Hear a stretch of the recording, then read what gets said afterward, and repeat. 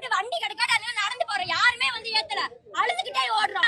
எல்லாம் இவங்கனால தானே. ரோடு போட்டு அப்பதான் நாங்க போவோம் அந்த இடத்த விட்டு. இந்த மாதிரி ஸ்கூல் விட்டு போகும்போது 7 மணி ஆகுது வீட்டுக்கு போகும்போது, பின்னாடி 4-5 பயலுக்கு வண்டியிலே வந்து டெய்லி வம்பிழுத்திட்டு இருக்காங்க. டெய்லி பனிஷ்மெண்ட், லேட்டா போய் டெய்லி பனிஷ்மெண்ட் வாங்குறது எங்களுக்கு தேவையா? என் பேர் பிரியதர்ஷினி, நான் 9th ஸ்டாண்டர்ட் படிக்கிறேன். வடகம்பட்டி எங்க ஊரு. பஸ் 9 மாசம் ஆச்சு பஸ் வந்து. நாங்க டெய்லி நடந்துதான் போறோம். நாங்க டெய்லி வண்டி மறிச்சு வண்டி கிடைக்காட்டி அன்னைக்கு நடந்தே போனோம். யாருமே எதுவுமே கேட்கல. பார்த்து சிரிக்கிறாங்க ரோட்ல எல்லாரும். அழுதுகிட்டே நடந்து போனோம். யாரு அப்போதைக்கு எதுவும் கேட்காதுங்க. இப்ப அதுக்கு வந்துருச்சு அவங்களுக்கு. நாங்க போராட்டம் மண்டம் தானே வந்து இருக்காங்க எல்லாம்.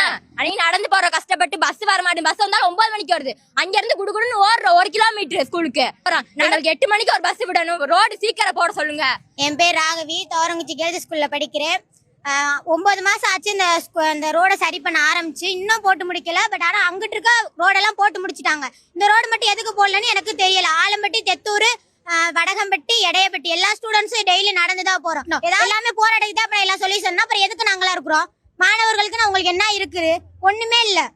18 வயசு ஆனா ஓட்டு போடுறதுக்கு மட்டும் வந்துடுறாங்க வீடை தேடி. ஆனா ரோடு போட்டாங்கன்னா அது எத்தனை 9 மாசம் ஆனாலும் முடியாது.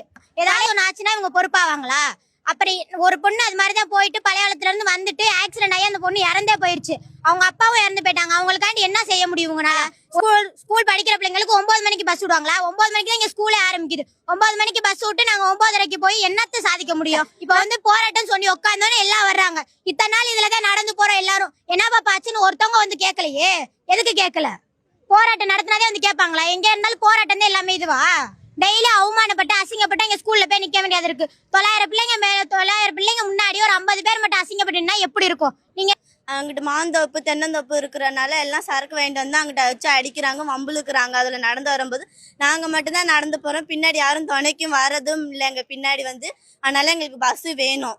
ரோடு எங்களுக்கு சீக்கிரமா போட்டு தரணும். 8:30க்கெல்லாம் ஒரு பஸ் வரணும்.